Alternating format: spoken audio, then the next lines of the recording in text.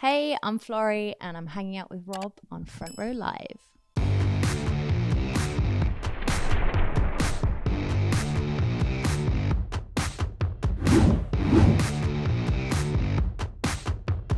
What's up, guys? Rob here, Front Row Live Entertainment. I'm hanging out here with Florrie, and I'm super excited to be talking to you. I've been listening to your music recently, and ever since they reached out to me, and I was like, where have I been? Why have I not heard your music before? Because it's a style that I really enjoy listening to. Oh, thank you. And I want to talk about, now that we're getting closer to that debut album about to drop, like, how has that creative process been like for you, trying to get everything together, get all your songwriting, all your musics, and trying to figure out what is going to make the cut?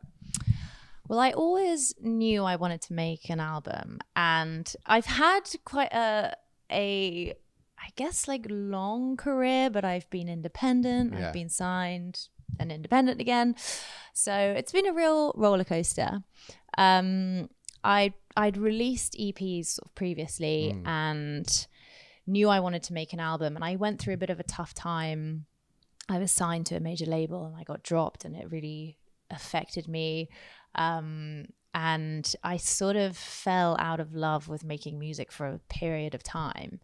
And it took a long time for me to build back that confidence. And that's when I really started writing the songs that I would then put on the album. So it took maybe 3 years to finish the record, and I had a lot of songs to choose from. But it's interesting because I kind of started at this low point and kind of progressed to feeling like myself again. And I think you can really hear that throughout the record. It's definitely a journey. You've teased us so far with 2 songs from the album, and I love how similar yet different they kind of are at the same time. The one that really gravitates, or the one that I gravitate towards the most, is the title track, and the melody is incredible, but you are on this like high vocal range the entire time, and I feel like it's gymnastics learning to sing that song or even performing that song. Talk to me about that creative process for that track in particular. So I've worked with another writer and producer called Brian Higgins in the UK for a really long time. And he is so great at pushing me vocally, because it's funny, like when I'm writing or making tracks and then writing on top of them, I kind of have various different writing processes, but I will always key the track to what I think is the right key. And then I go in with Brian and he says, I think I need to go up a semitone. And it's at that level. And I think that's where you get the real emotion, is kind of pushing it to that point. And I think, like, with the lyrics as well, it's an emotive song, but he always gets the best out of me. And it's funny, I've been thinking about it recently because I am prepping for a tour, and suddenly now I'm like singing these songs every night, and it's taken a bit of work vocally to kind of get really comfortable with them, because they are that sort of top limit. So I'm glad you picked that out. Oh no, I mean, that was the thing that I really loved too. It was like, I know this is a challenge, but I'm like, this is really good. and it bounces really well with your drumming. You're also an insane drummer. I was parked on your YouTube page watching your drum videos, and I was like, this is like every single track that you did. Like, I was just like, this is insane. Like, you're really great at it. Drumming has been something that I've always loved, but I have no rhythm, so there's no way that I can do it. But diving into that creative process with the vocals being a little faster, a little higher, and then you bring the drums in. Did you also play a role in the drums during the recording process for this song, or did someone else? Did you have a session drummer come in? So I've definitely played across all of the tracks, but I program a lot of drums as well, and I co-produce all of my records. So, like, often when I'm writing, I will start with a beat, and then we might change a tempo or kind of tweak it after. But I think it's good, like, inspiration to have a strong rhythmical start to a song. But yeah, I've played live across the album, and actually, when I program drums, I like to put a live stem underneath because it just gives that human feel, and you get the little top end of the hats, and I think it gives it more life. So yeah, I've played across all of the records. It would be bad if I didn't, wouldn't it? Really? I know. She's a drummer, but not doing it. During the writing process, because you did try something different, he did have you be more challenged with your vocals. Did you end up changing the way that you write the lyrics just because it was a different way of performing them? Yes, sometimes. So I definitely have vowel. This is getting really geeky, but I have like vowel sounds that are harder to sing at that top range. So occasionally I will change words. If it's like a belter, I will definitely change words to make it slightly easier. But I think, you've got to work with what you've got. And I always say, like, I see these sort of people, these artists that go on the TV shows like X Factor, and I just think, I don't know how they're doing it, because you have to have an insane vocal range. Yeah. Because they do all these themed weeks and they're singing in like a million different styles. Yeah. I think I have pretty narrow vocal sort of ability and range, but I stick within it and it works for me. Right. But I really admire people who are able to just sing anything. But I feel like a lot of them don't even know that they're able to do that until the show happens and they're like, you got to sing Adele today or whatever. Like, so I feel like it could be the same with you, but I mean, in a sense, it's similar to what you're doing with your drums and the covers that you do with the drums, because I'm sure that allows you to improve as a drummer, but also like be more creative or try something completely different when it comes to either drumming or even just your music in general. Yeah, I think actually I was talking about this recently, especially for new drummers. I think the best way is to bring your favorite tracks in and play along, because you're right, they do challenge you in certain ways. However, personally, there's always a however. I find that especially with drumming, I have my kind of go-to little fills and licks and chops, and I'm really looking forward to, after this tour's finished, to kind of getting back to doing a few lessons. And I haven't done any lessons for years and years, but I find, again, with playing the set, I'm kind of doing the same thing. So, and I like that feeling of challenging myself. So I'm definitely going to be doing that later in the year. Talk to me a little bit about just this album as a whole. It's taken you, as you mentioned, it took you a while to get to the process of the album and finalize it. Where do you feel that Florrie is, or who do you feel that Florrie is on this record? I think it's definitely the most honest I've ever been lyrically. And I guess production wise, I've always been involved with the production of my records, but this was a real collaboration between me and Brian, who I mentioned. And, I did go through this sort of tough time of almost giving it all up. And that's my hope from the album, is that I can sort of share my story and my feelings and my thoughts, and other people can connect to it. And hopefully if someone else is going through something similar, not just in music, in anything in life. But I just want people to know that things do and can get better, because I really nearly stopped it all. And I actually went to dinner with Brian, my co-writer, and said, I just don't think I can do this anymore. And you were breaking up with Brian. And I was crying. I was in a relationship at the time which wasn't going well. That wasn't helping. It was like a big combination of things. But he just sat me down and gave me this TED talk, basically, and said, you were born to do this. You cannot give up. And then luckily, literally the week after, a song I had written, which I had no plans for, got a sync on a big TV show, and that's kind of what tipped me back into doing it again.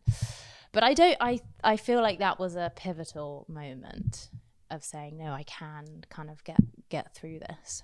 When you are at your worst or feeling at your worst, I feel like there's always that light that just like reminds you, like, no, you need to be here. And it's 100%. insane how that just happens. Yeah, totally. And they're like, a lot of the songs on the record are about that. And I always say, like, my goal is to uplift people with my music. And even if the subject matter is kind of darker or more sad, I feel that the music is uplifting, or I try and make sure, like, the chords and what's happening in the song makes you feel good. Right. And that's that. I mean, I grew up listening to my favorite genre is pop punk. Like, that's what I grew up listening to. And there we go. See? And it was like, you know, Newfound Glory had always had these like super sad lyrics, but like the melody was just so happy and upbeat.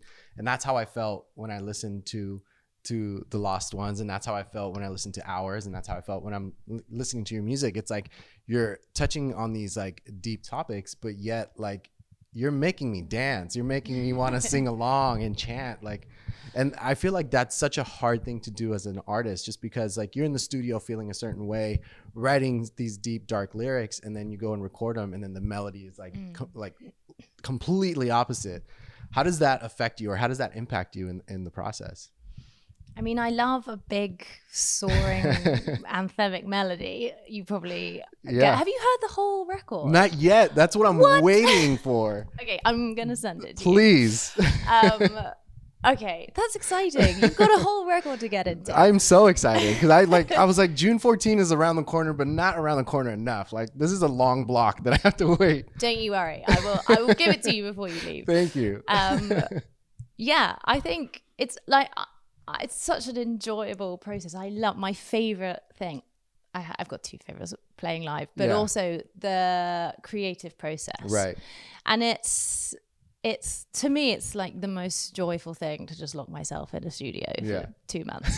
And I have a really small team of people I work with. I've worked with them for such a long time. And I think that's an important part for me, because by nature, I'm kind of introverted, and I love having like strong relationships with people. And I think because I'm so comfortable with the people I work with, that allows me to be totally vulnerable. Right.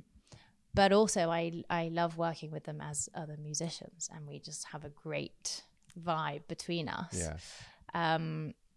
So yeah, I'm glad you noticed that about the uplifting feeling of the melodies, despite the sort of maybe slightly sadder subject matter. It's really, it's really catchy. I definitely dig it, and I can't wait for this album. You were mentioning like this album is also like the first time that you kind of opened up more, got more personal. Vulnerability is not something that's easy, whether you're an artist or not. I feel like it's something that you have to work at before you can get comfortable with. Yeah. Did the fact that Brian had been around for so long make it a lot easier for you to just be like, all right, it's time, let me spill all my, stories? Or do you feel like you still kind of had to get comfortable with him, even though you guys had that close relationship? That's actually a really good question. I'm very open with the people in my close circle. So my close friends know everything that's going on. So it was no surprise what you were talking. It was more about finally it's happening. Like yeah.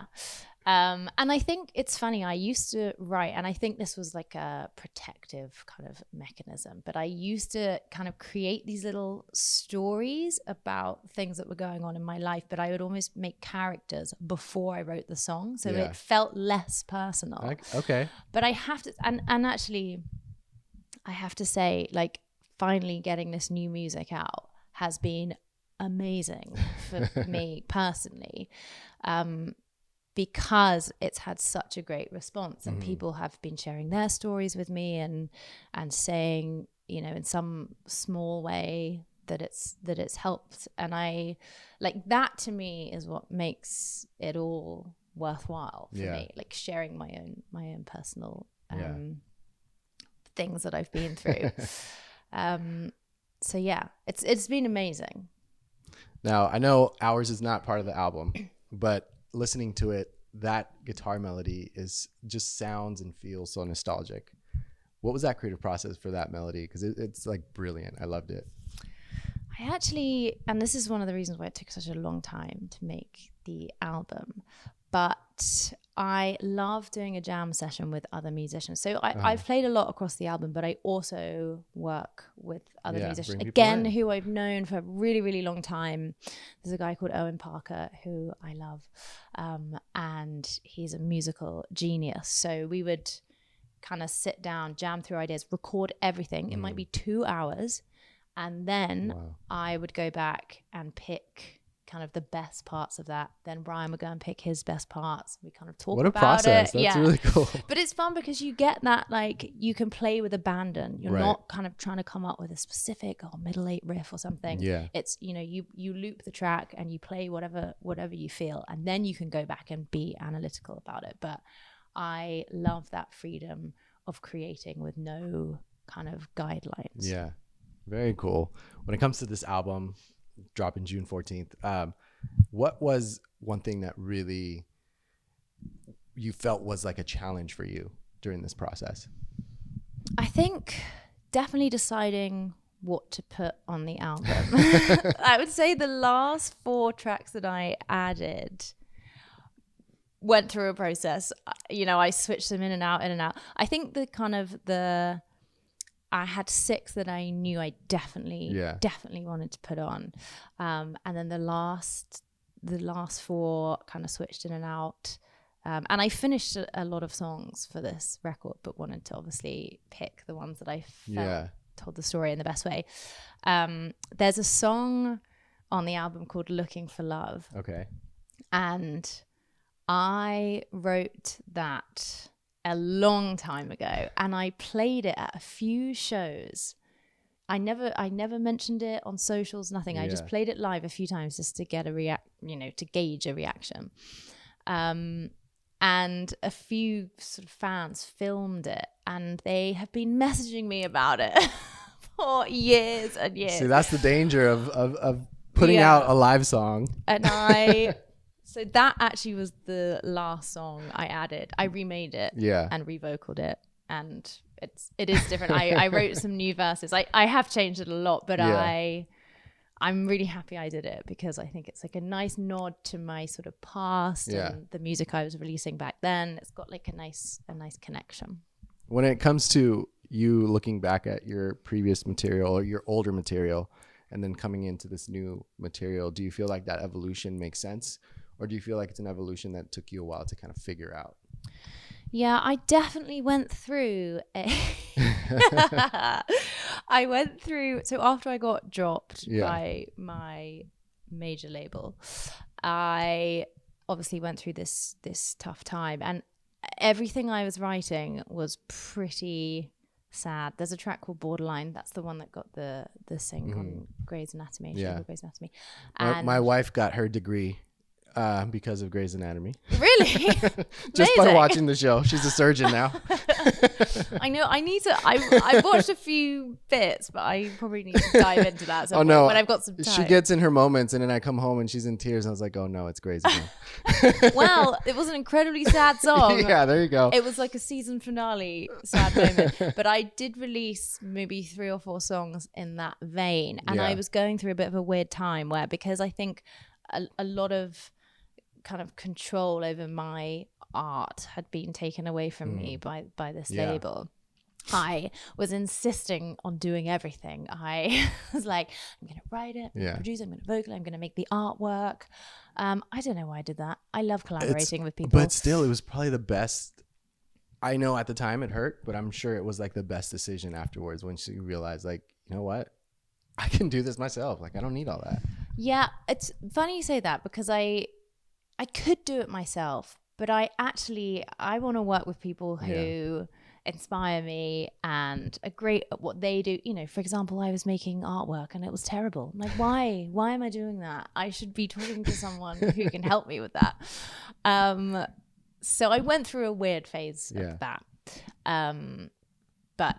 But yeah, I guess it to me, it has felt like a natural evolution because again, after I went through this tough time, I decided I'm going to be completely honest with everything I write.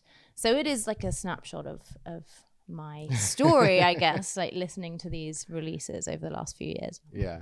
And you know, this album, as you are about to drop it, you're about to head on tour as well, which you're going to be joining G Flip, another incredible drummer.